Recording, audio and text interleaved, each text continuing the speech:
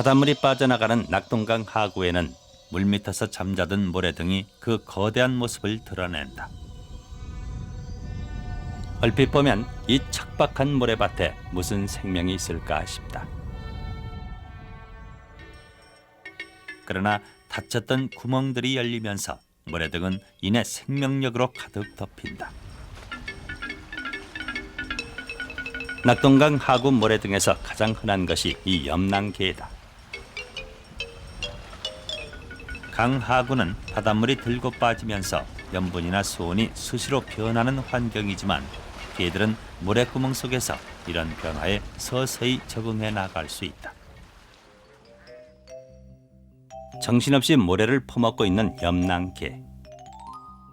진짜 모래를 먹으려고 그러는 것은 아닐 텐데 모래 속에 무엇을 이토록 열심히 먹어대는 것일까?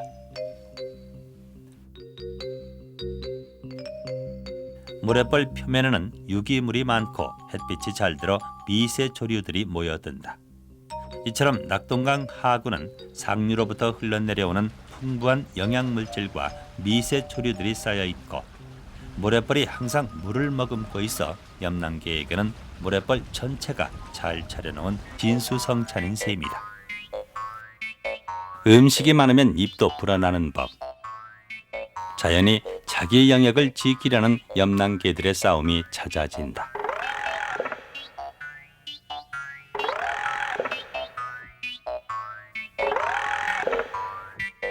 그러나 이 싸움은 크기를 재보는 정도로 점잖게 끝난다. 한 번 잡은 암컷은 절대 남에게 줄 수 없는 일.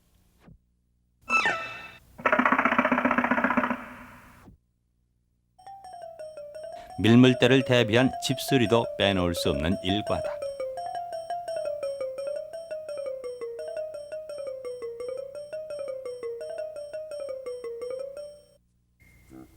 그런데 개들 한옆으로 움직이는 모래덩어리들이 있다.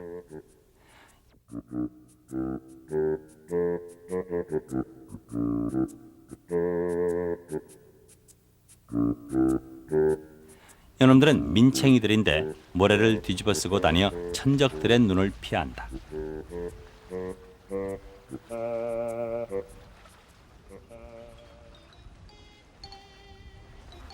물속을 마음대로 휘젓고 있는 이 지렁이같이 생긴 것은 무엇일까?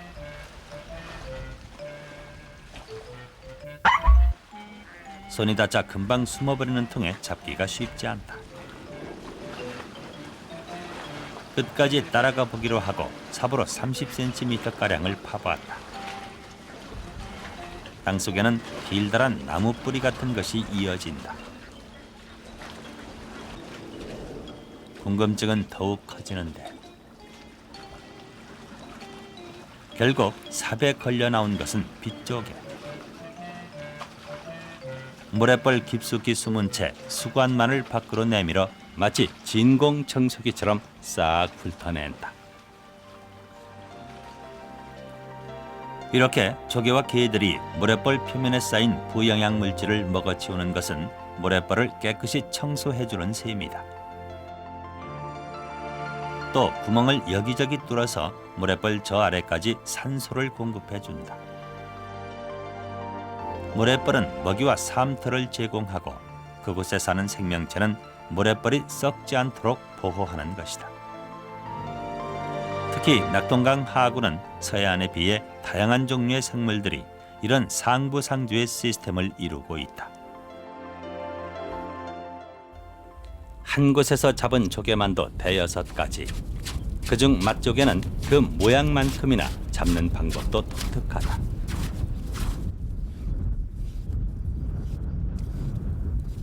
호미로 파서 달걀 모양의 구멍이 보이면 맛살이라는 꼬챙이로 찍어내면 된다. 맛살의 끝은 화살촉처럼 생겨서 맛조개가 꼼짝없이 걸려 나오게 돼 있다. 그렇다고 조개가 날 잡아가라 하고 얌전히 기다리고 있는 것은 아니다.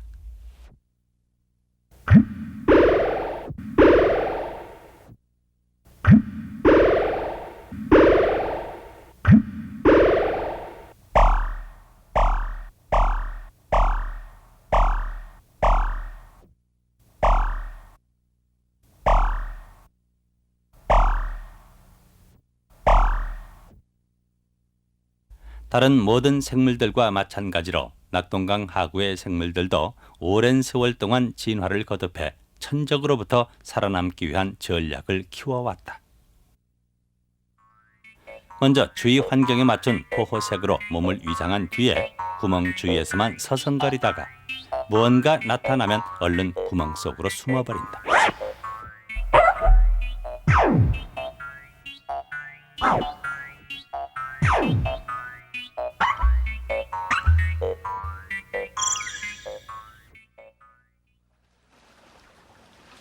개들의 생활이 구멍으로부터 멀리 벗어나지 않는 것도 바로 이 때문이다.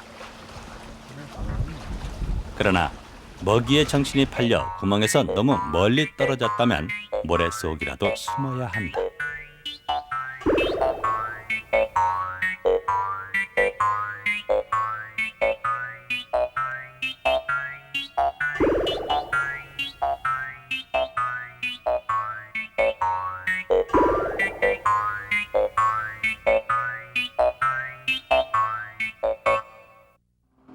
개들이 아무리 재주가 좋아도 사람의 손에서는 벗어날 수 없다. 50m 정도 형망을 끌어보니 잡힌 개만도 40여 마리나 된다. 낙동강 하구에는 형망 같은 불법 저인망 말고도 여러 가지 불법 어로가 성행하고 있다. 이런 불법 어로는 물밑 모든 생물들을 남김없이 쓸어간다. 잡을 필요도 없는 생물들이 휩쓸려 나와 시련을 당한다.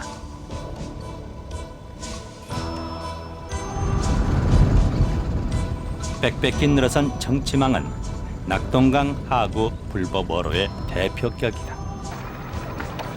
불법 정치망은 대부분 산란을 위해 낙동강 하구를 찾는 물고기들까지 잡아들여 어족에 씨를 말린다. 어민들은 어민들 나름대로 조개나 물고기의 수가 계속 줄어드니 정상적인 방법으로는 먹고 살 만큼의 양을 잡을 수 없다고 하소연한다. 낙동강 하구를 터전으로 살아가는 생명들. 이들이 없는 강에서 우리는 무엇을 건져낼 것인가?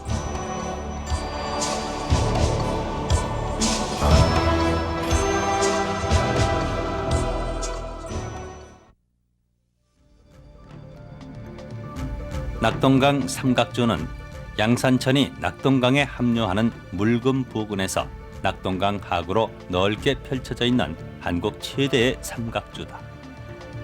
지형상으로는 동쪽의 금정산맥과 서쪽의 신어산맥으로 둘러싸인 하나의 분지를 이루고 있다. 이렇게 산지로 둘러싸인 탓에 세 개의 다른 삼각주와는 달리 강을 따라 길게 뻗은 모양이다. 낙동강 삼각주의 토양은 만년 이상의 시간을 통해 낙동강이 운반해온 평균 60m 이상의 두터운 퇴적물로 구성되어 있다. 지하 40m 이상 내려가면 풍화를 받지 않은 거친 자갈들로 이루어진 층을 확인할 수 있다. 이런 자갈들은 일반적으로 강의 중류에서 퇴적되는 것들이다. 지금으로부터 15,000년 전 빙하기 말기에 낙동강은 대마도를 강 하구로 하는 거대한 하천이었고 지금의 삼각주 지역은 강 중류의 자갈들이 퇴적되었다. 빙하기의 얼음이 녹으면서 해수면이 상승하게 되고 약 4,100년 전에는 현재 물금 지역이 낙동강의 하구로 변하게 된다. 이후 낙동강 삼각주 지역은 항구로서 어장으로서 우리 선조들의 중요한 생활 터전으로 자리 잡는다. 그 후 상류로부터 흘러내려오는 퇴적물들이 계속 쌓이면서 모래등들이 생기고 원래 있던 작은 섬들과 연결되면서 지금의 대저도, 명호도와 같은 거대한 삼각주가 탄생한 것이다. 이런 모래등들의 발달과 합성은 과거의 일만은 아니다. 백합등 아래에는 근래 들어 생긴 도요등, 다대등과 같은 모래등들이 계속 생겨나고 또 합성되고 있다. 지금 보시는 앞부분의 조그마한 모래톱은 낙동강 하구뚝의 건설 후에 새롭게 생긴 이 도요등에 또 새롭게 생기는 조그마한 모래등이 되겠습니다.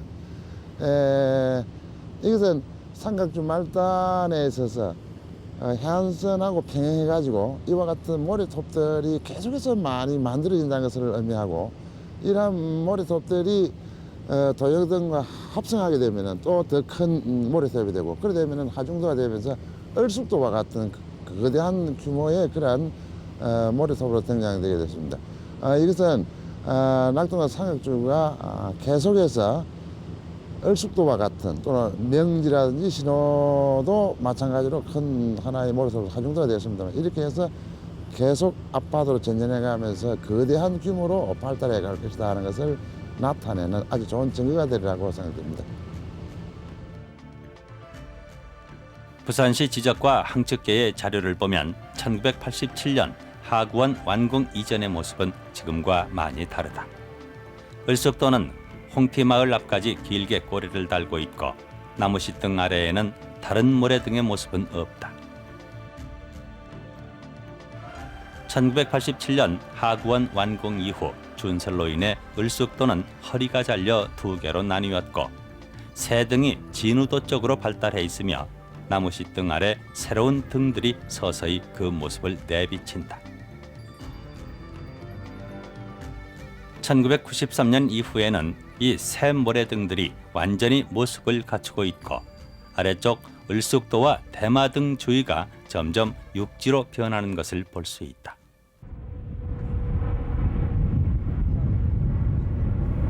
새로운 모래등은 황량한 사막을 연상시킨다.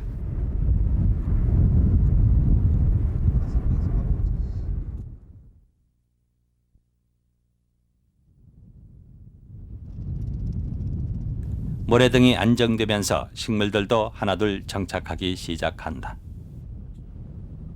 제일 먼저 수송나물이 상륙한 뒤로 좀보리 사초, 우산 잔디들이 집단을 이루며 뿌리를 내린다. 이들은 땅속 줄기로 땅속 깊이 서로 연결이 돼 있어 토양의 안정을 가속화시킨다.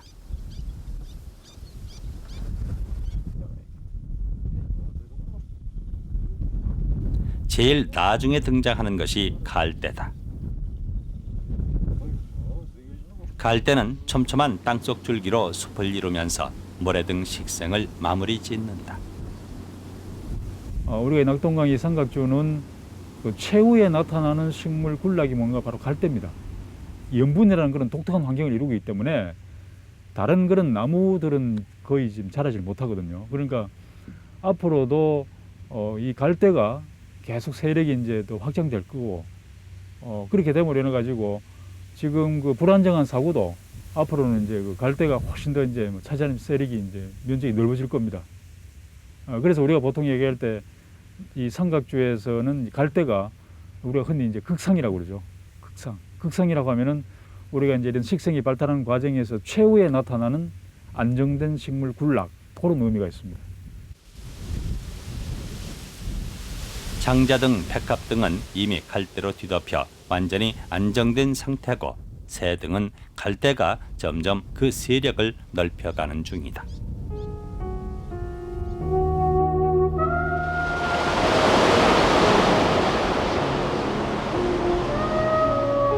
낙동강 최남단의 새 등.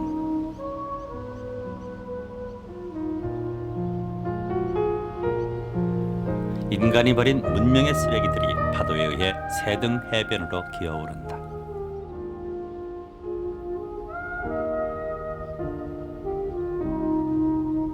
마치 초현실주의 그림 같은 해변의 여름 햇살 아래 작은 생명들이 익어간다.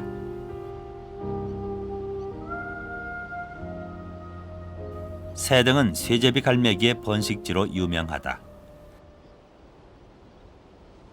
쇠제비 갈매기는 둥지를 틀지 않고 따뜻한 모래 속에 가지런히 3개 정도의 알을 낳는다.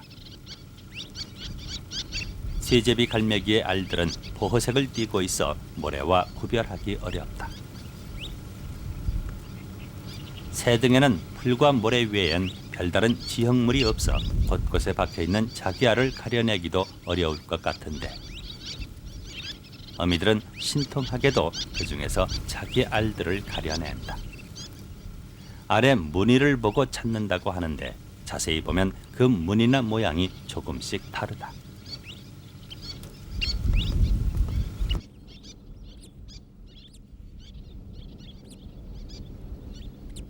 새등 한 귀퉁이 우산잔디 속에서 다른 형제보다 먼저 깨어난 새끼 한 마리가 어미를 부르고 있다.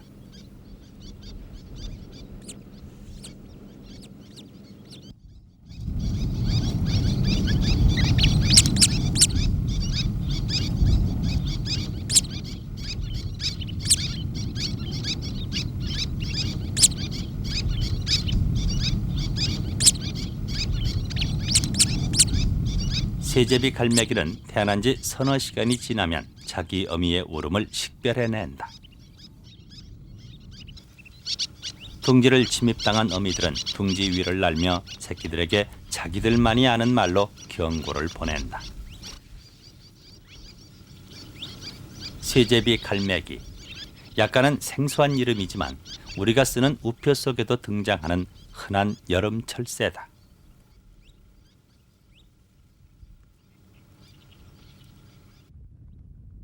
과거에는 낙동강 하구에서 약 1000쌍까지 번식을 했다고 하지만 지금은 그 수가 많이 줄었다.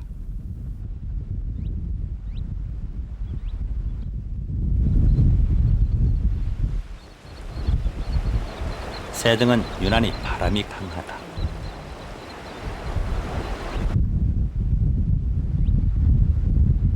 강한 바람을 타고 나는 새제비 갈매기의 뛰어난 비행 실력은 먹이잡이에서 유감없이 발휘된다.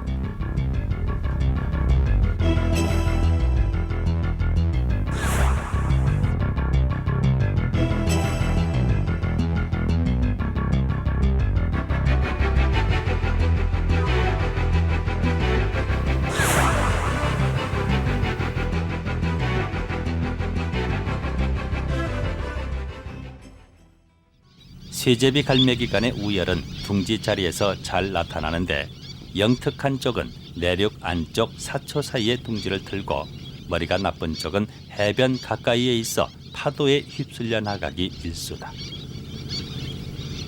이렇게 해변에 가까운 알들은 잘 부화되지 못하기 때문에 영특한 쪽의 유전자만 후손에 전달되게 된다. 일종의 자연 선택인 것이다. 조그만 잡초 한 포기를 바람막이 삼아 그 그늘에 숨어있는 새끼 한 마리. 태어난 새끼들은 한 마리씩 분산돼 숨어서 자라 생존율을 높인다.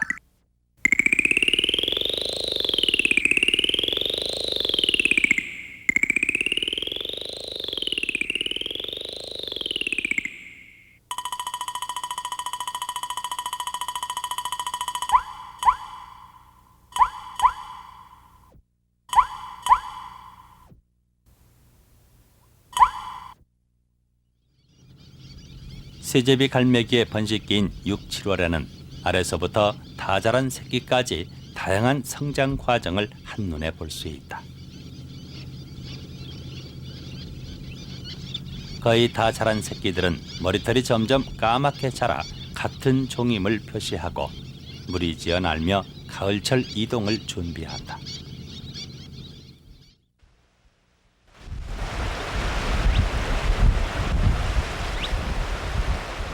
새제비 갈매기와 더불어 이곳 새등에서 번식하는 종류로는 흰 물대새가 있다. 이 흰 물대새의 어미는 둥지에 접근한 사람들의 이목을 자기에게 돌리기 위해 날지 못하는 좋은 먹잇감인 양 다친 척하며 소란을 떤다. 사방이 탁 트인 모래 등에서 번식을 하는 탓에 오랜 세월을 거쳐 키워온 자기만의 생존 전략이다.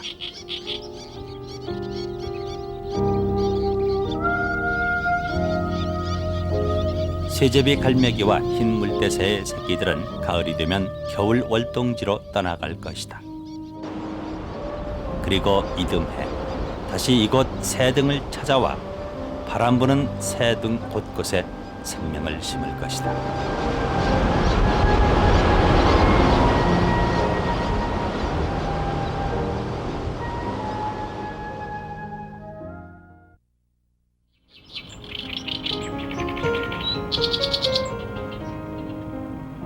우리나라에서 갈대하면 의례 낙동강 하구 을숙도를 떠올린다. 누가 가꾸지 않아도 매년 무성히 자라나는 갈대숲.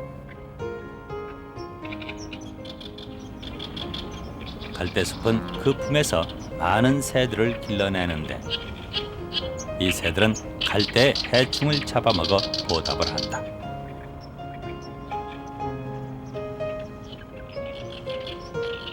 이곳에서도 자연이 만들어낸 상부상조의 시스템이 예외 없이 적용되는 것이다.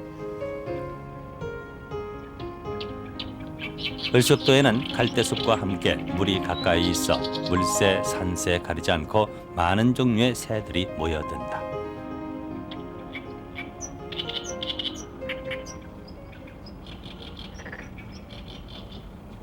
우리나라에서 번식하는 오리 종류는 단 두 가지로 원앙과 이 흰뺨 검둥오리가 그것이다. 어미의 곁에 올망졸망 모여있는 이 9마리의 새끼들은 알에서 깨어난 지 이제 막 일주일 정도 됐다. 약육강식의 살벌한 세상을 살아가기에는 자기 몸 하나도 건사하기 힘든 법. 새끼를 9마리나 달고 다니는 어미 오리는 잠시도 한눈 팔 여유가 없다. 뭔가 조금만 이상해도 어미는 새끼들을 데리고 급히 갈대밭 그늘 속으로 몸을 숨긴다.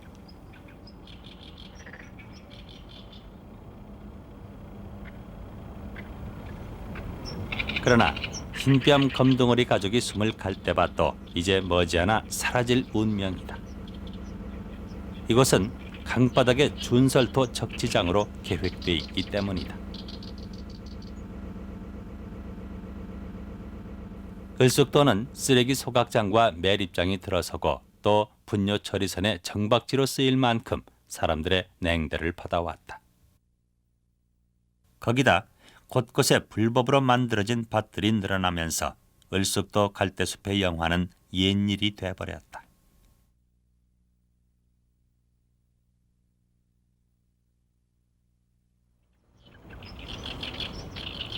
샘을따기 을숙도 밭 사이를 거닐어 보지만 먹이 찾기가 쉽지 않다. 사실 샘을닭은 선악동강이나 평강천 같은 하구원 북쪽에서 많이 발견된다.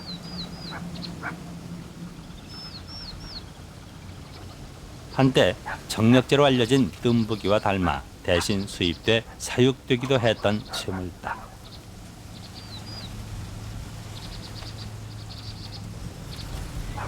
자신을 빼닮아 까만 털이 송송한 새끼들을 먹이느라 암수가 분주하다.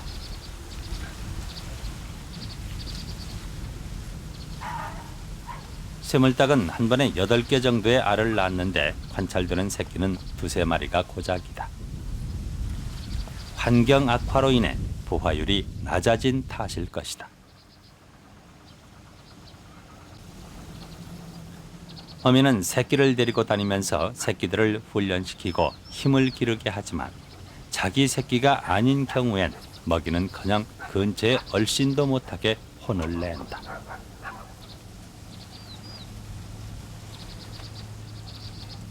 쇠물닭은 태어난 지 약 2달이 되면서 자립을 하게 되고 날개에 힘도 붙여 가을에 이동을 준비한다.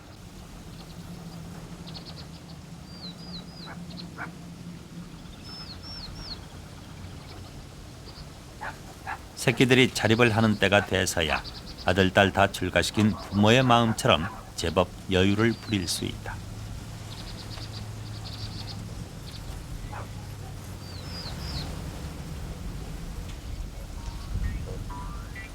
이 새는 행여나 발이라도 젖을까 걱정인지 타잔처럼 풀들을 붙잡고 걸어다닌다.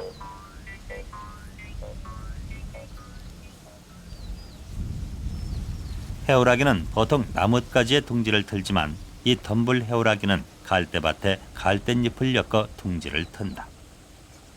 알이 식을까 싶어 연신 가슴깃으로 덮어주지만 낙동강 하구의 다른 새들이 모두 그렇듯 이 알들이 전부 부화되기는 어려울 것이다. 서낙동강의 또 다른 주인 논병아리.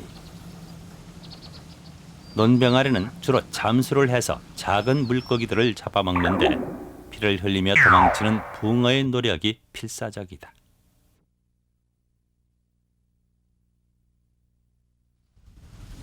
한 번에 산란되는 논병아리의 알은 6개 정도.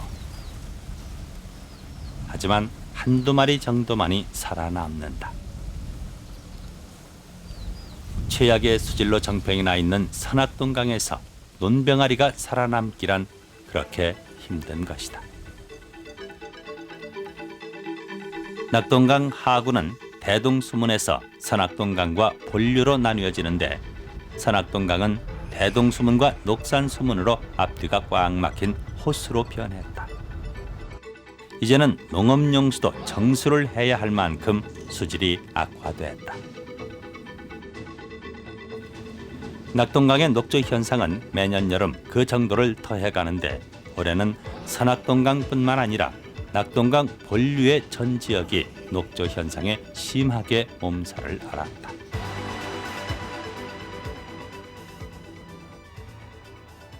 강 바닥까지 두껍게 층을 이루는 이 녹조 현상은 사실 남조류의 이상과다 현상이다. 낙동강에서 93년도부터 지금 거의 그 여름에 이제 그 폭발적으로 증가하는 그 남조류입니다. 남조 현상인데 주로 그 암모니아나 인의 과다로 인해 가지고 1차적으로 발생하는 걸로 봅니다. 그런데 이런 그 암모니아나 인의 그는 대개 어디서 흐르느냐? 대개 생활 오수라든가 하수가 되겠죠. 그런데 2차적으로 발생하는 경우도 있습니다. 그건 뭔가니까 강의 바닥에 있는 그 저질 퇴적층. 이것이 지금 이제 그 87년도 하구뚝이 만들어지고 상당히 이제 이 그 낙동강 중류까지 이제 광범위하게 두껍게 이제 형성이 되어 있거든요. 그러니까 거기에서 여름이 되면은 이제 용출돼 나오는 그런 암모니아나 인이 굉장히 많습니다. 그러니까 그러한 경우에는 외부에서 오수가 유입이 안 되더라도 자체적으로 생길 수 있는 그런 환경이 된 겁니다. 그래서 제가 보기에는 하구뚝이 87년도 그 건설이 되고 나서 93년도에 이제 처음 발생을 했거든요. 그러니까 저는 그 사이 한 6, 7년 동안은 그 남조류가 발생하지 않았습니다. 그렇게 본다면은 그 93년도 이후로는 매년 발생을 하고 있거든요. 그래서 저는 그 2차적으로 그런 거 오수 이외에 원인이 되는 거는 그 강바닥에 있는 저질 퇴적층에서 용출되는 암모니아 인이 하나의 중요한 역할을 한다고 그렇게 생각을 하고 있습니다. 이런 광범위한 오염은 불과 몇 년 사이에 손 쓸 수 없는 지경에 이르렀지만 그것을 회복하자면 그 몇 배의 아니 몇십 배의 시간이 필요하다. 그 사이 낙동강 삼각주의 생명들은 멸종의 벼랑 끝으로 내몰리고 있는 것이다.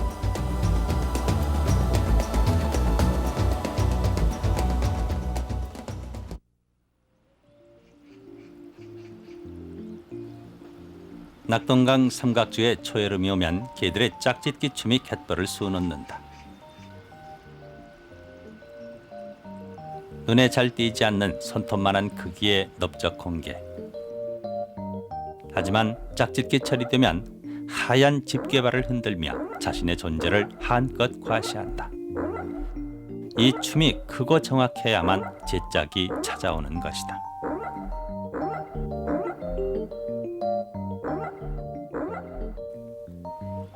모래보다 점토질이 많은 뻘에는 넓적홍게와 함께 칠개가 많이 산다. 뻘을 떠먹는 칠개들은 암수에 따라 그 먹는 모습도 제각각이다.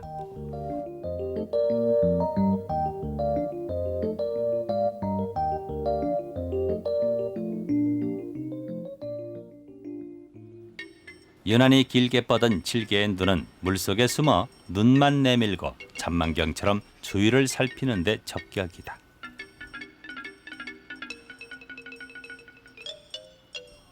지금까지 알려진 바로 칠개의 짝짓기 춤은 온몸을 으쓱 들어올리는 식인데 이 칠개는 마치 만세를 위치는 것과 같다. 이른바 만세칠개. 아직 우리나라 학계에 보고되지 않은 종이다.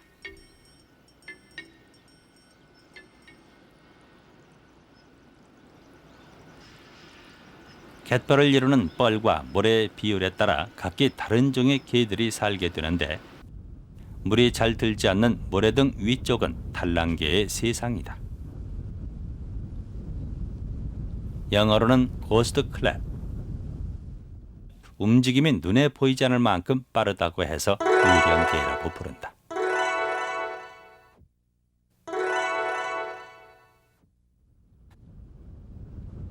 탈랑개는 보통 혼자서 살아가는데 백갑 등에서 탈랑개의 집단 서식지를 발견했다.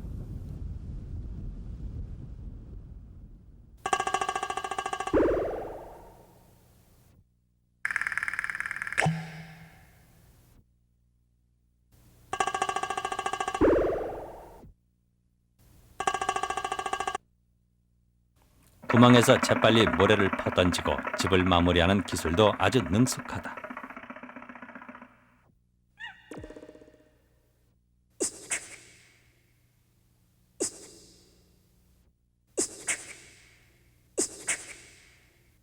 몸을 번쩍 들어 땅을 두드리는 짝짓기 춤은 리듬을 타며 경쾌하게 움직인다.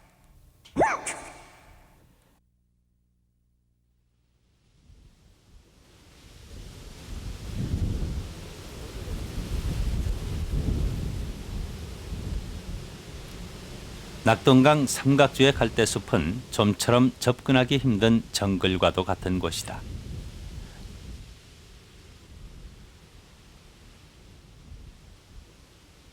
이 갈대숲 정글의 주인은 말똥개와 방개다.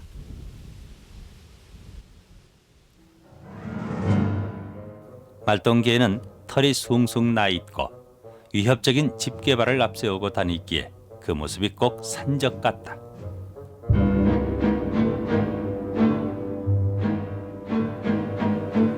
갈대숲의 개들은 무엇을 먹고 사는 것일까?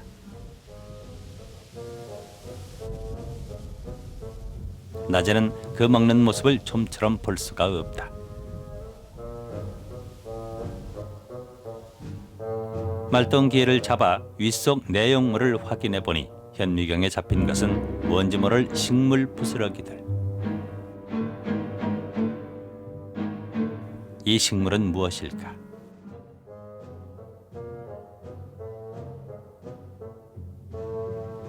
낮 동안 구멍 깊숙이 숨어 지내는 갈대숲 개들의 진면목을 보려면 밤까지 기다려야 한다.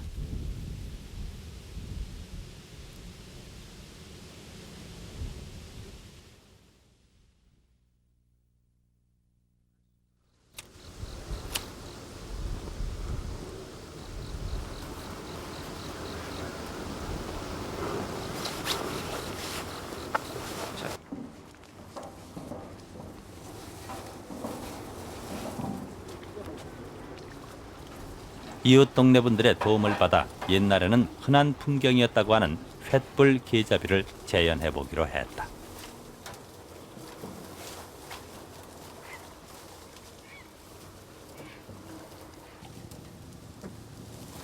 들쑥도 갈대밭을 뒤진 지 10여 분. 보이라는 개는 보이지 않고 엉뚱한 쥐 한 마리가 카메라에 잡혔다. 갈대밭에서만 산다는 이 맷밭쥐는 크기가 새끼손가락만 하다. 카메라를 부르는 표정엔 옛날 개잡이를 하던 시절의 즐거움이 묻어있다.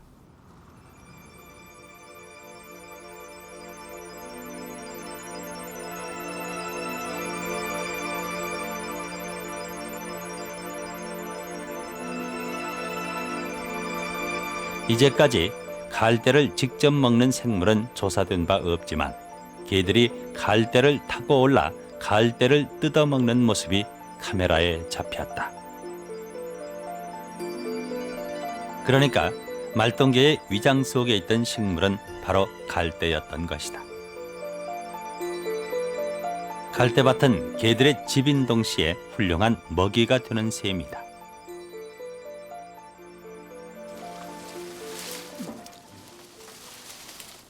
이렇게 잡힌 갈대밭 개들이 게장감으로 쓰이기도 하지만 게장이라 하면 뭐니 해도 참게가 제일이다. 몇 년 전까지만 해도 흔하던 참게는 이젠 시장에서도 구경하기 힘들고 어쩌다 나오면 한 마리에 2, 3만 원을 호가하는 귀하신 몸이 됐다. 낙동강을 비롯한 남해안의 강가에 사는 참게는 동남 참게란 종으로 낙동강에서 자연산 참게를 보는 일은 아예 불가능하고 전국에서 섬진강 정도에서만 그 모습을 볼 수 있다.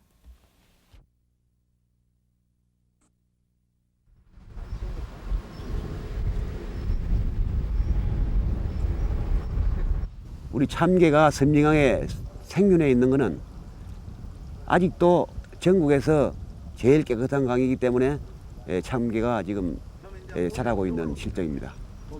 앞으로 강양제철 이 뚝강계로 공업용수가 강양제철에 지금 현재 공염수를 쓰고 있는 그 뚝을 막고 있습니다. 그 뚝강계로 실제 고기가 섬진강에 자랄 수 있는 고기가 못 올라가지고 현재 뭉크고 있는 그런 실정입니다.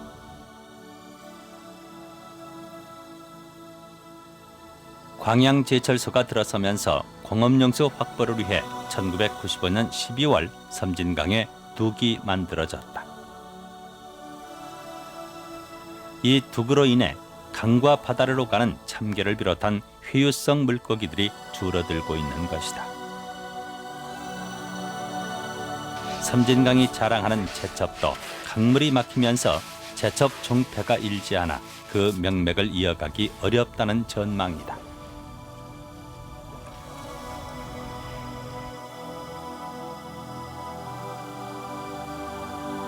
누구나 알다시피 이것은 비단 섬진강만의 문제가 아닌 것이다.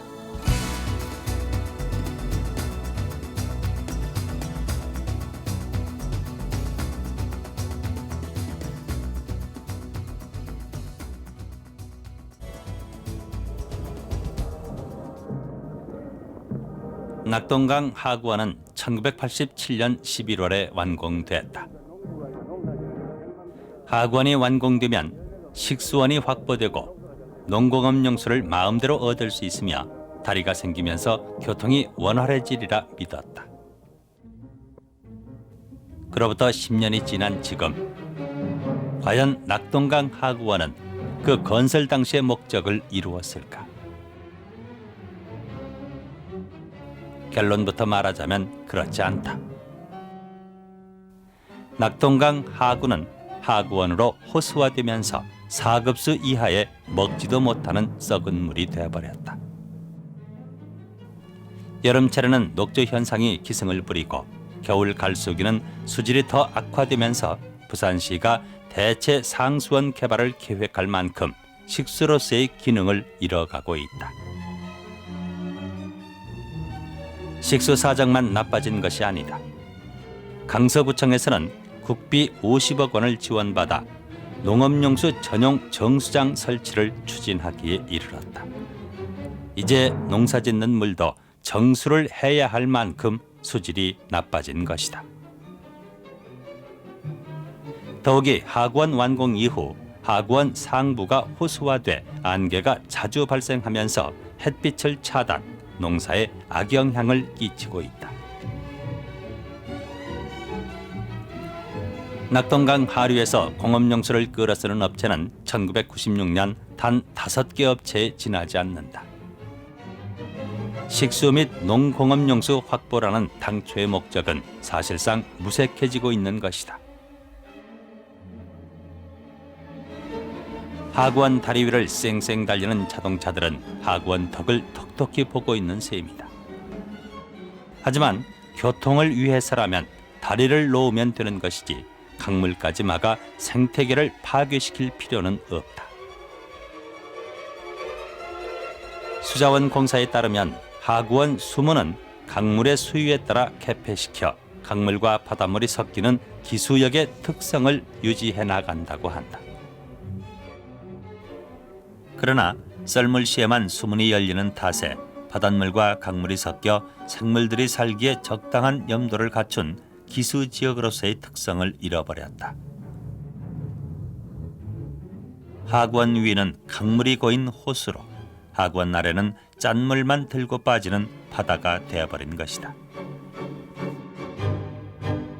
하구원으로 인해 강물의 영향력이 차단되면서 바다의 파도에 의해 퇴적된 모래 등의 증가는 생태계의 황폐화를 가속시키고 있다.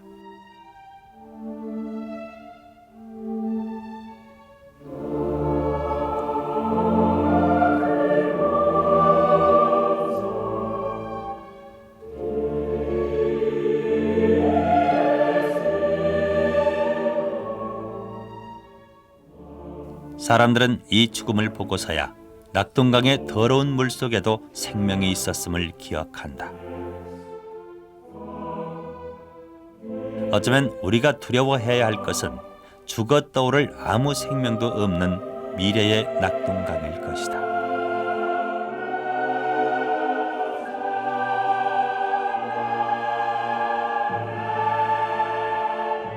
낙동강 삼각주의 미래는 우리 삶의 미래라는 사실을 잊어서는 안 될 것이다.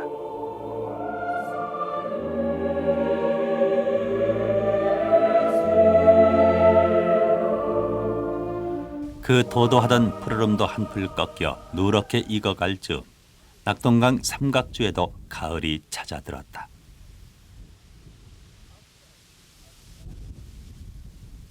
가을의 모래벌에는 유난히 작은 흔적들이 표면을 뒤덮는다. 어린 염난개들의 활동이 시작된 것이다.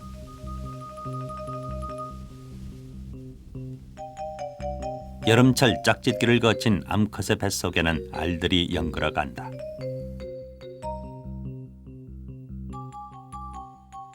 포도송이처럼 얽힌 알들을 들여다보면 아직 개라고 부를 수 없는 개의 유생 조에아가 있다. 새우처럼 생긴 이 조에아 유생으로 약 20일을 산 후 메갈로파 유생기를 거쳐 태어난 지 한 달이 지나서야 비로소 어린 개의 모양을 갖추게 된다. 염난개 암수 2마리 사이에서는 한 번에 500개 이상의 알들이 생기는데 만약 그 알들이 모두 성장해서 번식을 계속한다면 5년 후에는 거의 2조 마리가 넘는 염난개가 생겨나게 된다는 계산이다.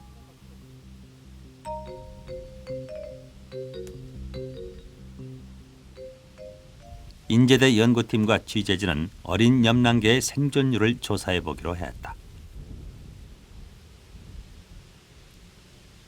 낙동강 하구 모래 등 위에 가로 세로 50cm 넓이의 조사구역 6곳을 정했다.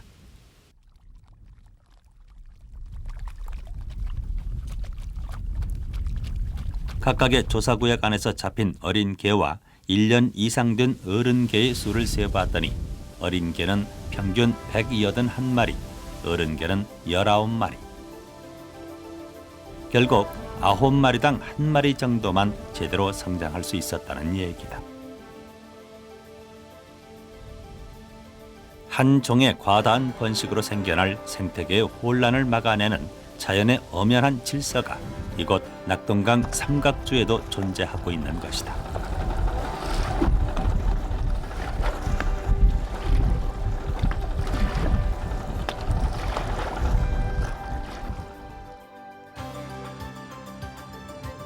어린 개들이 모래벌을 가득 채울 즈음 번식을 마친 새들이 새끼들을 데리고 강하구로 무리지어 날아온다. 아직 껍질이 말랑말랑한 어린 개는 이 새들의 좋은 먹이가 된다.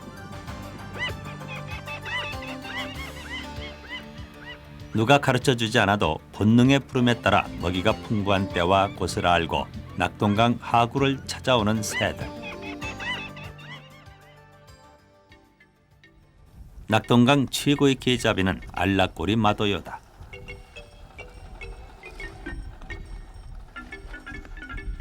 이 알락꼬리 마도요는 잡았던 게를 놓치는 것이 아니라 삼키기 거추장스러운 발들을 떼내는 여유를 부리고 있다.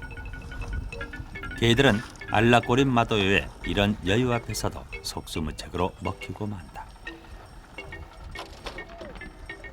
길게 휘어진 부리로 모래속을 쿡쿡 찔러 숨어있는 게를 잡아내는 것이 아주 간단해 보인다.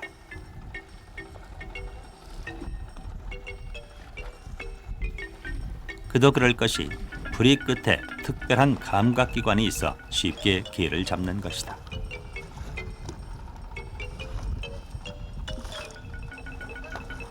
오랜 세월 게를 주식으로 해온 탓에 거기에 맞도록 진화해온 결과다.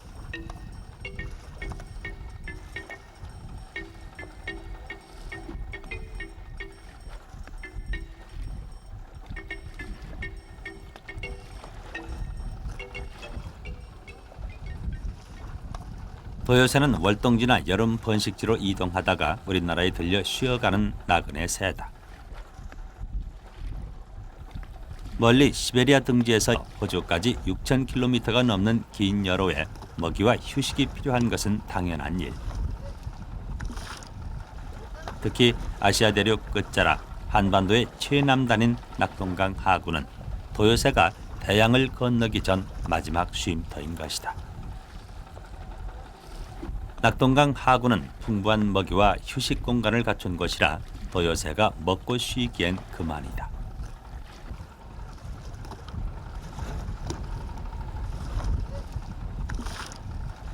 몇 달을 굶은 것처럼 갯벌을 쑤셔대면서도 입에 맞지 않는 채첩은 먹지 않는다.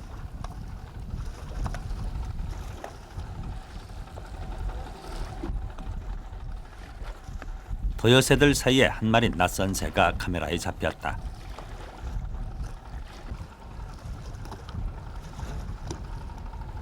이 새는 천연기념물 제326호 검은머리 물대새다. 우리나라에서는 주로 금강 하구에서 월동하거나 번식하는데 지금 이 새는 알에서 깨어난 지 2달 정도 지난 어린 모습이다.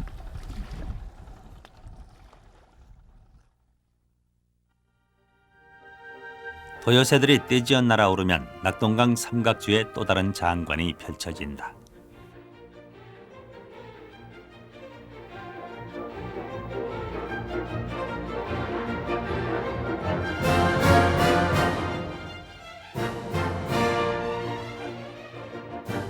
해는 희고 등은 어두운 도요새 떼가 일사불란하게 비행하면 마치 하늘의 카드 섹션이라도 펼쳐지는 것 같다.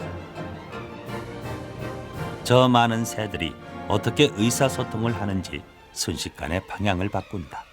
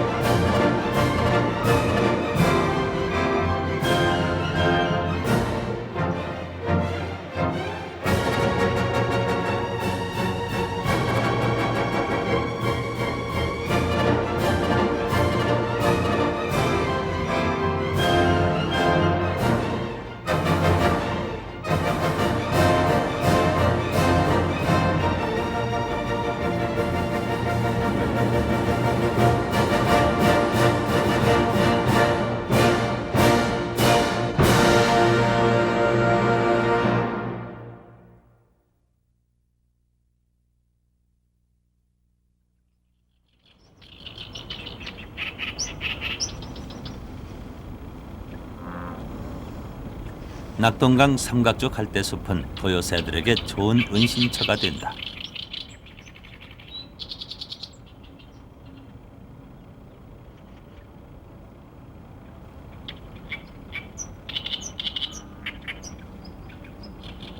푸른 빛이 도는 회색 긴 다리를 가진 청다리 도요는 작은 물고기나 지렁이 같은 연체동물을 잡아먹는다.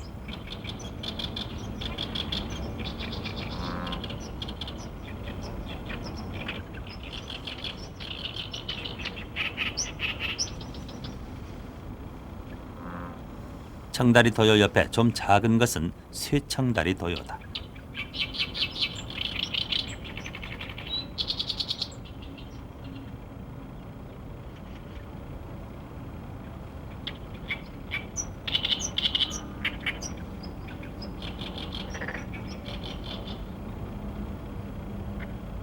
낙동강 하구에서 관찰되는 도요새는 모두 10여 종.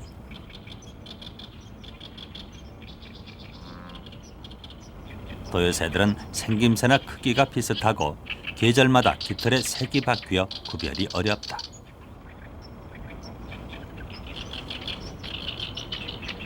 그래서 도요새들을 정확히 구별해내는 사람은 우리나라에서 5손가락 안에 들 만큼 드물다고 한다.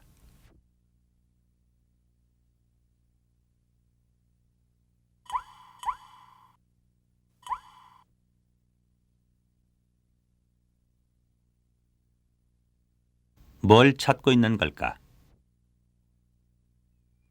똘망똘망한 눈매를 굴리며 객광 한 마리가 모습을 드러낸다.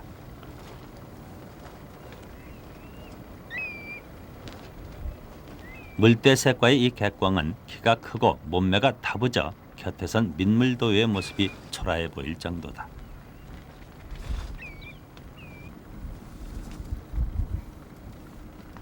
객광이 즐기는 먹이는 갯벌에서 나는 새우, 게 등으로 낙동강 하구에서는 흔한 것들이다. 낙동강 하구는 강물과 바닷물이 넓은 면적을 두고 섞여 새우나 게들이 성장하기에 적절한 농도의 염분을 함유하고 있다. 이런 곳을 기수지역이라 하는데 기수지역은 그 생태계가 다른 지역에 비해 월등히 풍부하다. 객광이 고개를 갸웃거리며 하늘을 올려다본다.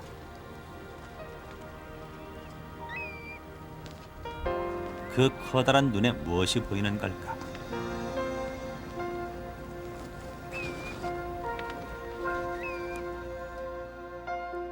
분위기가 심상치 않다.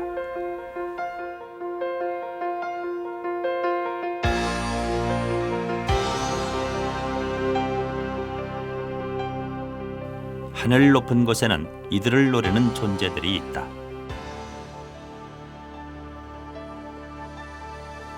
솔개는 강하구, 대마 등이나 을숙도 하늘에 자주 나타나는 텃새로 한 번 날개를 펼치면 그 길이가 1m를 넘는다.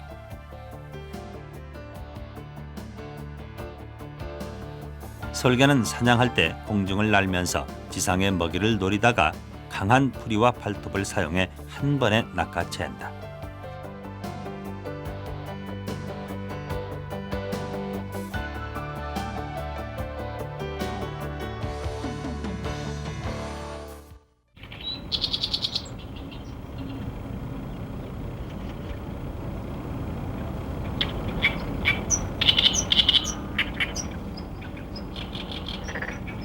낙동강 하구에서는 솔개와 같은 맹금류가 5종 이상 보고되고 있다.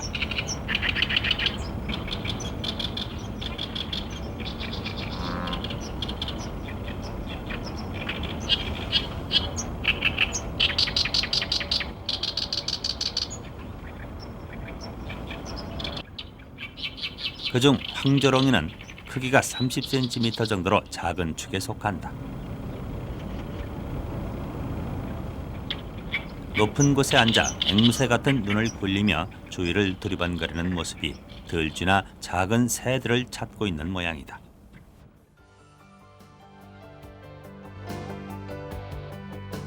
맹금류에 속하는 새들은 사냥을 할 때 강한 날개 힘으로 정지 비행을 하며 먹이의 위치를 확인한 후에 순식간에 내려꽂히며 사냥을 한다.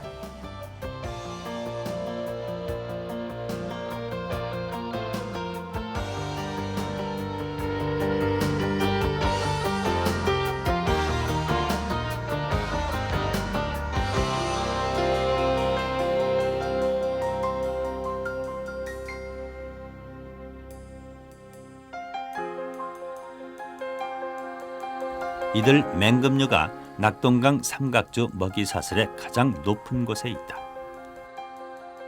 특히 해안 습지는 이제 영양소가 굉장히 많거든요. 그러니까 생물 양도 많고, 그다음에 생물 다양성도 높고, 그렇기 때문에 거기에서 이루어지는 이를테면은 조류가 이제 자라고 그다음에 그걸 이제 먹는 초식 동물이 또 있습니다. 그다음에 이제 또 그런 초식 동물을 먹는 그런 대형 갑각류라든가 저서 동물이 있고 그다음에 이제 또는 그 초식 동물이나 그런 그 육식 그 저서 갑각류를 먹는 그런 또 조류라든가 새 있지 않습니까? 요렇게 이어지는 그런 그 먹이 연쇄. 그러면 이와 같은 이제 그런 그 생물들이 살다 죽으면 다시 이제 미생물 세균에 의해서 분해되지 않습니까? 그러면 그 하나의 그 완벽한 하나의 그 먹이 연쇄가 이루어지는 겁니다. 그러니까 우리가 보통 해안 염습지에는 이제 이런 그 생물이 다양하니까 그만큼 이제 사실은 그 정화 기능도 합니다. 이런 그런 생물들이 섭취를 하니까 그러니까 결국 이제 그 먹이 연쇄를 따라서 외부로 유출되는 거거든요. 그러니까 그만큼 사실은 정화 기능을 하는 거죠. 그래서 우리가 이런 특히 그 해안 습지는 생태학적으로 우리가 그 평가를 예를 들어서 10년, 100년 이렇게 내다볼 때는 그 값어치를 우리가 사실은 평가할 수 없을 정도로 굉장히 중요하죠. 낙동강 하구 모래벌의 풍부한 미세조류는 게, 조개, 물고기들의 먹이가 되고 새들은 이들 물고기나 게, 조개를 잡아먹는다. 이 새들은 다시 솔개와 같은 맹금류에게 희생된다. 그러나 이들 모두 죽으면 공평하게 썩어 낙동강 하구에 수많은 생명을 키워내는 영양분이 되는 것이다.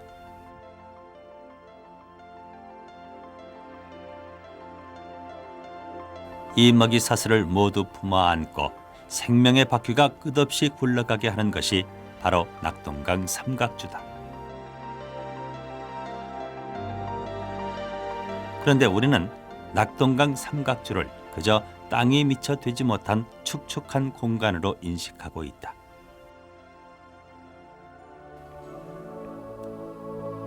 (80년대) 이후 개발이라는 이름하에 낙동강 삼각주 갯벌 500만 평이 지도에서 사라졌다.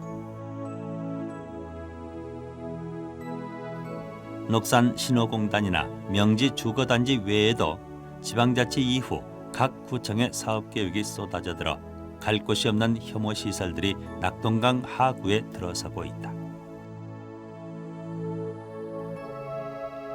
부산시 용진안에 대한 최선의 대안인 양 공장 부지로 주택단지로 쓰레기 매립장으로 만들기 위해 낙동강 삼각주를 파헤치고 있는 것이다.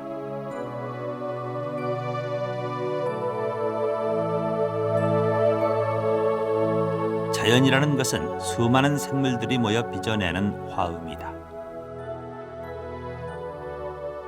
그중에 단 한 단계의 생물이 멸종해도 연쇄적 파급 효과는 그들이 속한 생태계를 무너뜨리기에 충분하다.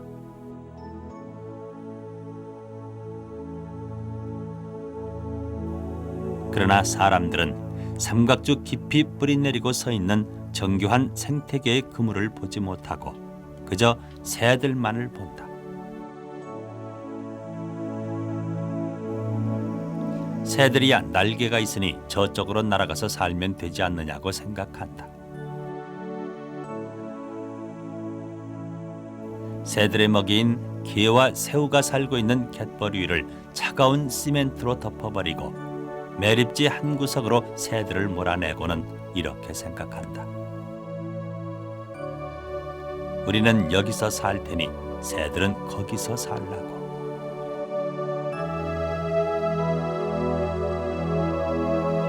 그러나 갯벌이 줄어들면 게나 새우도 줄어들고 당연히 새들도 줄어들 수밖에 없다.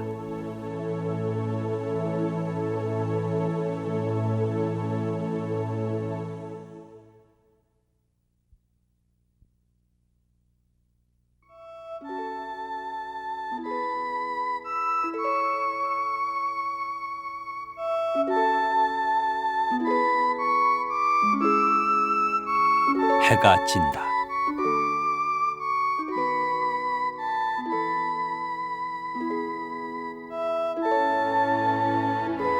인간이 쓴 100권의 소설이 한 차례 석양이 주는 감동을 넘어설 수 있을까?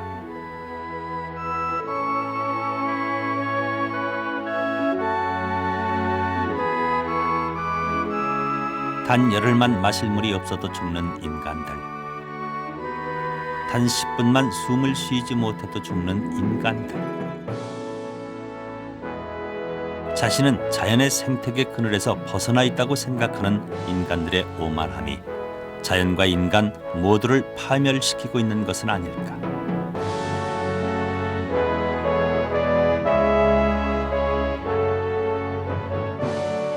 다대포 앞바다에서 떠오른 태양은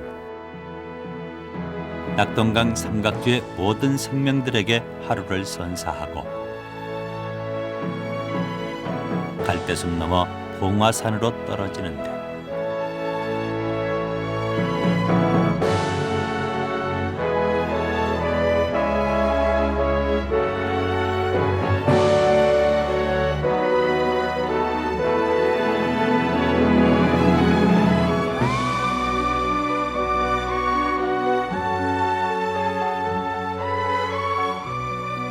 서쪽 노를 등지고 날아오는 한때 지친 새들이 있다.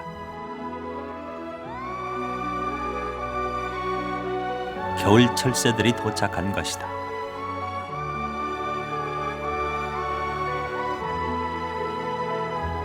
멀리 시베리아 등지에서 여름을 보낸 이 새들은 머릿속에 깊이 새겨진 지도를 따라 이곳 낙동강 삼각주를 찾아왔다.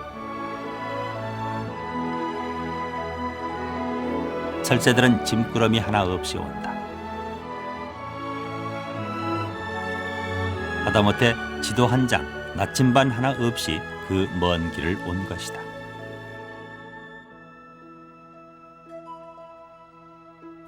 작은 머릿속에 해안선이나 산맥 같은 지리적 지도를 넣고 태양과 별을 나침반 삼아 매년 이곳으로 찾아온다.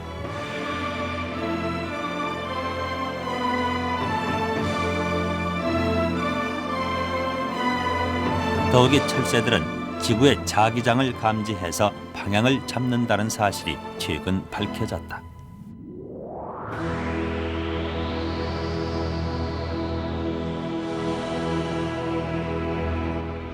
새들은 선두에 나서서 방향을 잡는 지도자를 서로 돌아가며 맡아 체력을 안배한다.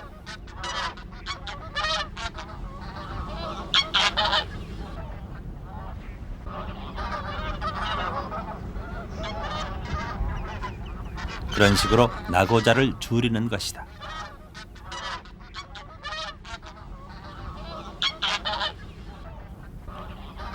철새들의 V자 대형은 오랜 경험을 통해 터득한 최고의 비행 전략이라고 할 수 있다. 바람의 저항을 적게 받고 선두를 쉽게 바꿀 수 있으며 나는 동안 앞쪽에 새가 실려한 배설물을 뒤에 새가 뒤집어 쓰는 일도 없어지게 된다.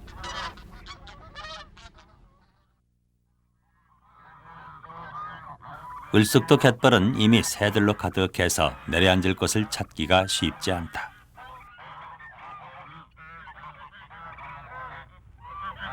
그 중에도 목이 좋은 곳은 오리들로 발 디딜 틈이 없다. 우리나라를 찾는 겨울 철새 중 가장 많은 것이 청둥오리다.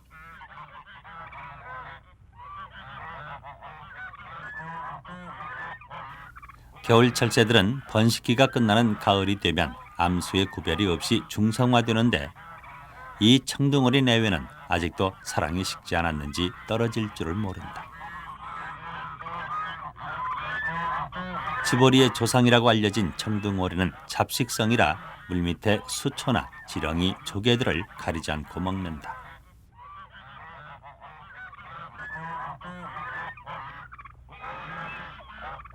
이 수컷 청둥오리는 머리털의 색깔로 봐 덩치만 컸지 아직 어리다.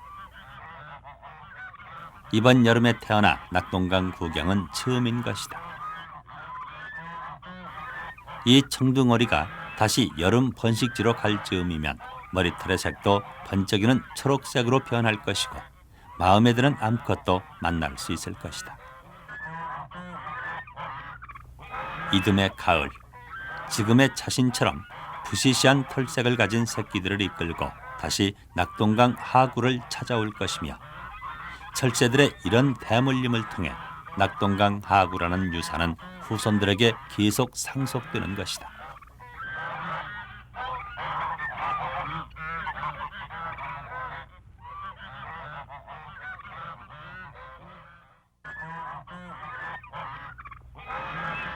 낙동강 하구에는 고방오리, 홍머리 오리 같은 15종 이상의 오리류의 새들이 찾아온다.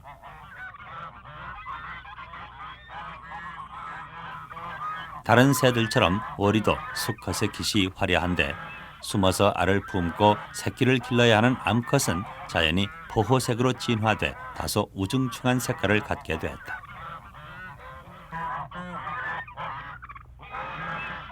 홍머리 오리는 김이나 파래를 좋아해서 양식업자의 미움을 받는다.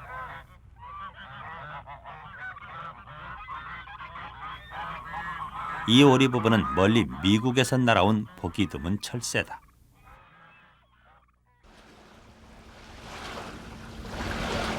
도요새는 보통 나그네 새로 분류되지만 민물도요 같은 상당수의 도요새가 낙동강 하구에서 월동을 한다.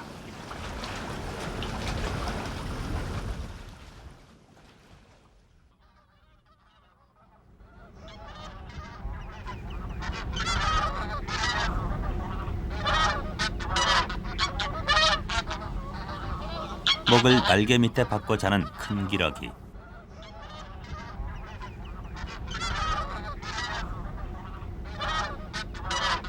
이런 편안한 휴식 뒤에는 든든한 불침번이 있다.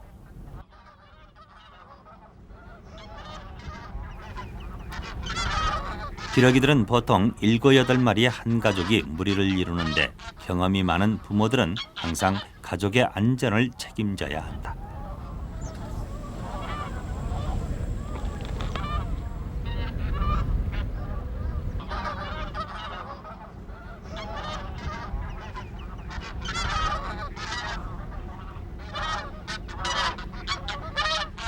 발로 바닥을 파헤치며 먹이를 찾는 것도 자리다툼이 필요하다.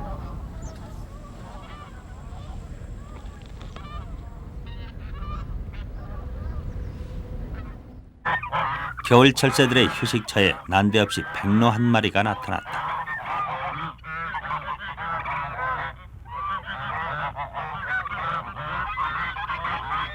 백로나 외가리들은 원래 여름 철새로 겨울에는 따뜻한 필리핀 등지에서 월동을 하는데 요즘엔 겨울철 낙동강 하구에서 흔히 볼 수 있는 텃새가 돼가고 있다. 추측건데 일부는 그 세계적인 그 지구의 온난화의 영향이 아닌가. 두 번째는 오염된 먹이를 먹고 그 필리핀까지 먼 거리를 이동할 수 없는 새들이 여기서 나고자가 있지 않나. 그 외 여러 가지 그 환경 요인, 그 공해 문제 때문에 이러한 철새들이 이렇게 남는 것으로 봐서 점점 이 환경이 그 과거에 비해서 나빠지는 걸로 우리가 알 수가 있습니다. 그래서 이러한 것도 매년 조사를 하게 되면 타고난 철새의 본능은 자꾸만 떠나라고 부추기는데 멀리 월동지로 날아갈 힘도 자신감도 없는 여름 철새들이 겨울의 한곁에서 고립돼 간다.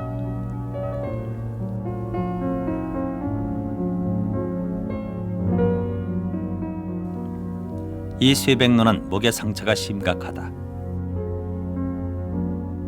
이런 몸으로 수천 킬로미터를 날아갈 수는 없는 것이다.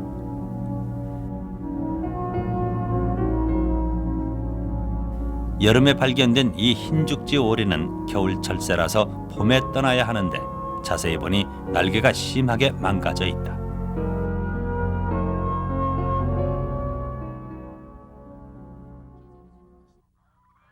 흰죽지 오리는 87년 하구원이 완공돼 강물의 수심이 평균 7m 이상으로 깊어지면서 그 수가 급격히 늘어난 겨울 철새다.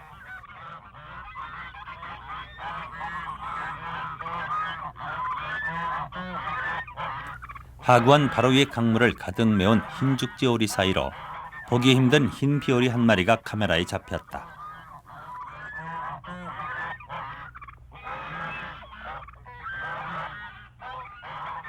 이곳은 수심이 깊어 주로 잠수를 해서 먹이를 찾는 새들이 많이 관찰된다.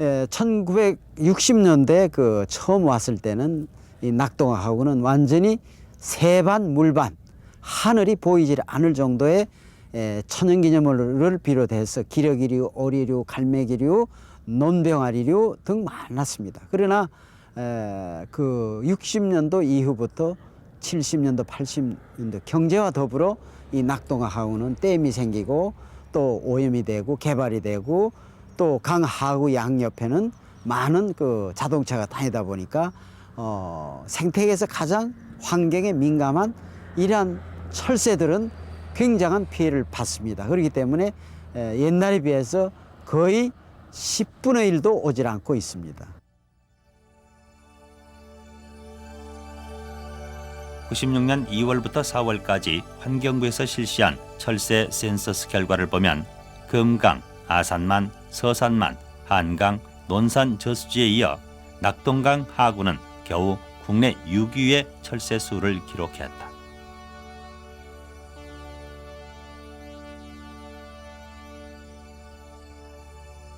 수천 마리의 새들이 일제히 날아오를 땐 해를 가리던 동양 최대의 철새 도래지, 천연기념물 제179호라는 낙동강 삼각주의 명성은 이제 옛일이 되어버렸다.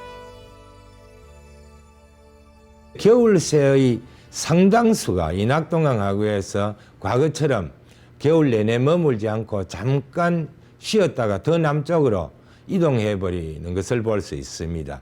이와 같은 현상은 낙동강 하구가 겨울 내내 활동하기에는 조건이 좋지 않다는 겁니다. 말하자면 먹이가 부족하기 때문에 이곳은 부적당하다 해서 남쪽으로 남하하는데 대단히 안타까운 일이라고 할 수 있습니다. 이래서 일종의 그 기착지 역할밖에 못하는 그러한 환경으로 변한 것은 너무나 안타까운 일이라 하겠습니다.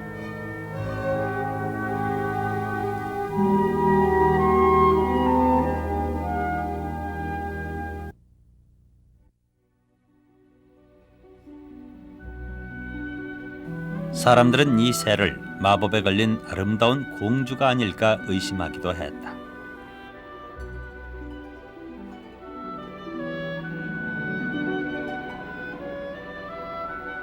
자그만 여자 같은 크기며 고운 목선, 하얀 색깔까지.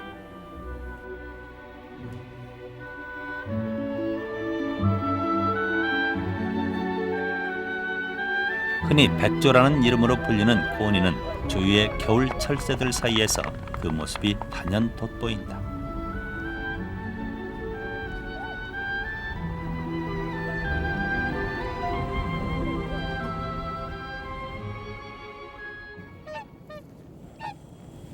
북유럽이나 시베리아에서 여름을 보낸 고니들은 낙동강 물에 내려앉아 목을 축이는 것으로 고향에 돌아온 반가움을 대신한다.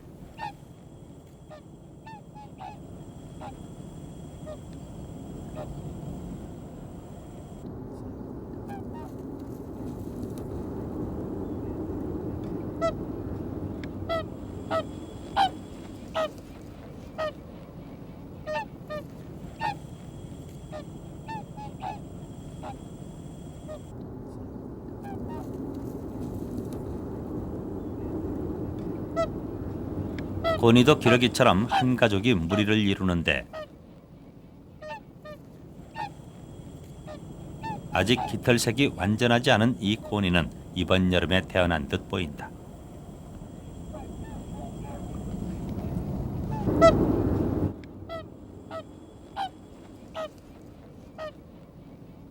대부분의 고니가 낮에는 쉬고 밤에는 먹이를 먹는 것으로 알려져 있으나 환경이 악화돼 먹이가 줄어들자 낮에 먹이를 찾아 돌아다니는 모습이 눈에 띄게 늘었다.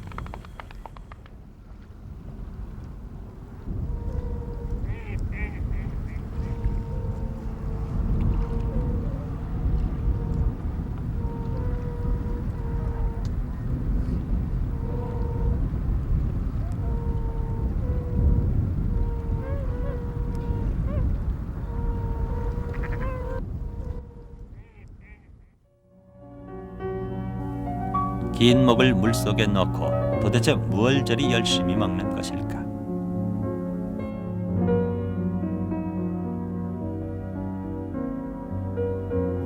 고니의 배설물을 조사해보니 식물성 먹이 외에도 제첩과 같은 조개 껍질이 많이 관찰됐다. 제첩 같은 동물성 먹이는 식물성 먹이에 비해 높은 열량을 내므로 장거리 여행을 해야 하는 철새들에게는 좋은 먹이가 된다.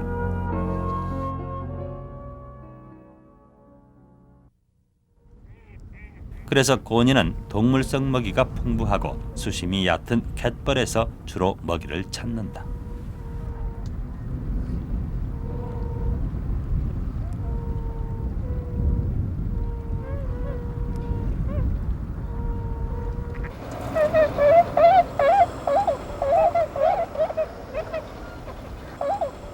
고니는 종종 과장된 울음과 날갯짓으로 자신의 영역을 표시한다.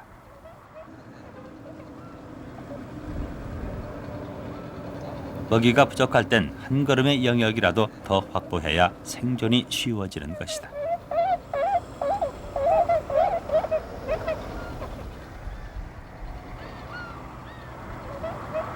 하얀 고니는 생김새만큼이나 깨끗함을 좋아해서 깃털 청소에는 항상 열심이다.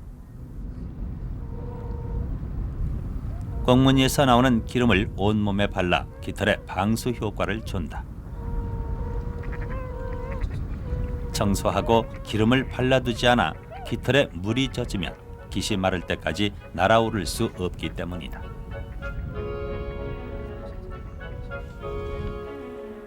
꽁무니에서 나오는 기름을 온몸에 바르는 데는 긴 목이 제 몫을 한다.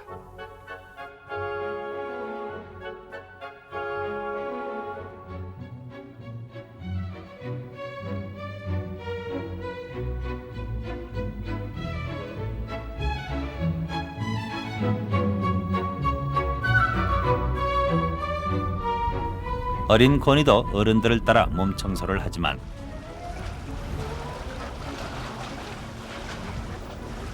어쩐지 어색하고 요란하기만 하다.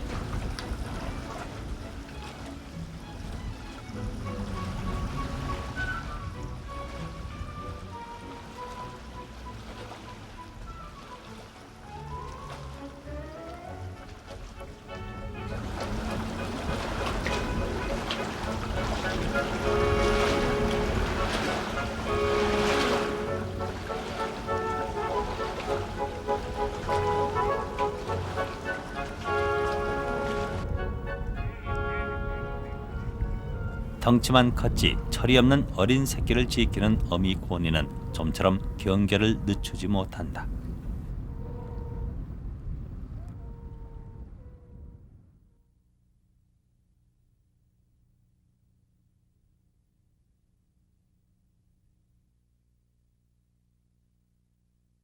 갯벌 위에 웅크리고 자는 고니도 한쪽 다리를 들고 자는 고니도 모두 단잠에 빠진 것 같다.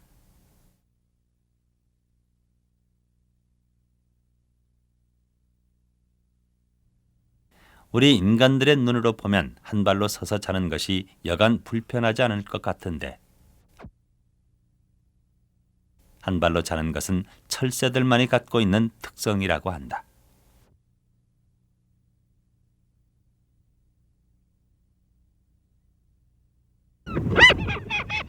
고니의 달콤한 낮잠을 깨우는 불청객들이 나타났다. 길이 1m 20cm가 넘는 고니를 위협할 수 있는 존재는 인간들 뿐이다. 조개 캐는 아주머니들이 나타난 것이다.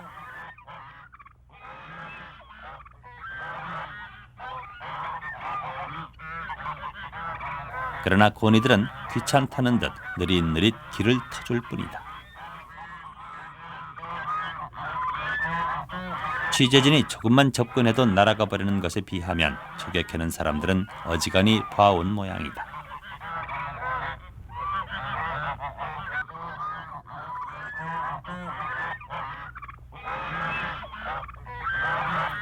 조개 캐는 사람들을 피해 물가로 도망왔지만 이곳은 더 어수선하다.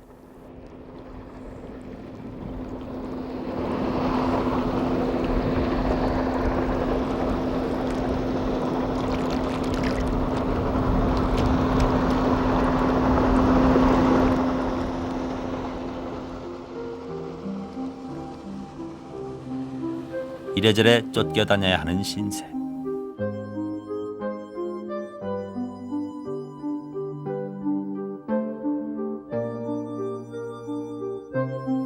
언제 어디서 나타날지 모르는 인간들은 고니를 항상 긴장시키고 쫓겨다녀야 하는 생활이 고니의 에너지를 자꾸만 소모시킨다.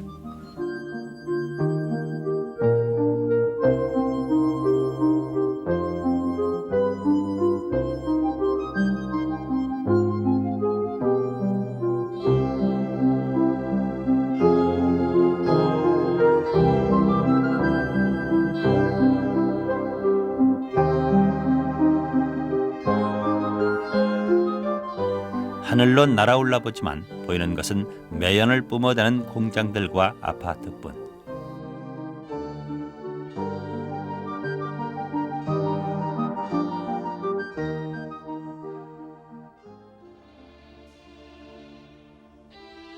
겨울로 접어드는 11월 말, 을숙도 서안의 제천 양식장에서 그물에 걸린 고니가 발견됐다.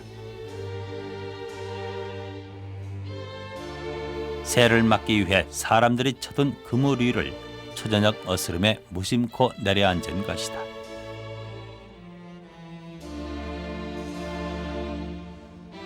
팔에 휘감긴 그물은 죽기 전 다시 날아오르기 위한 고니의 애타는 몸부림을 말해준다.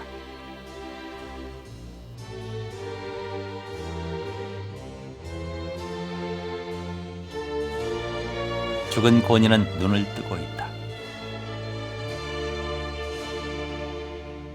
그물 저 너머 동료들에게 날아가고 싶은다. 사람들은 새들과 함께 살길 원하지 않고 새들을 막는 그물을 치고 있다. 우리는 그물 저쪽에서 멸종의 궁지에 몰린 생물들의 존재를 알지 못한다. 아니, 알면서 모른 척한다. 그들의 다른 이름은 바로 낙동강 삼각주다.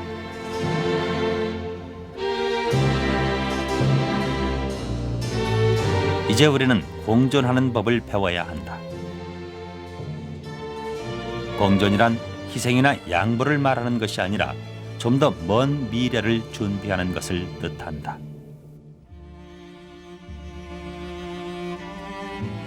죽어가는 고니의 마지막 눈빛 속에서 우리 인간의 미래를 보지 못한다면 낙동강 삼각주의 갈대밭과 갯벌 그리고 새들이 사라질 때 인간의 미래도 사라질 것이다.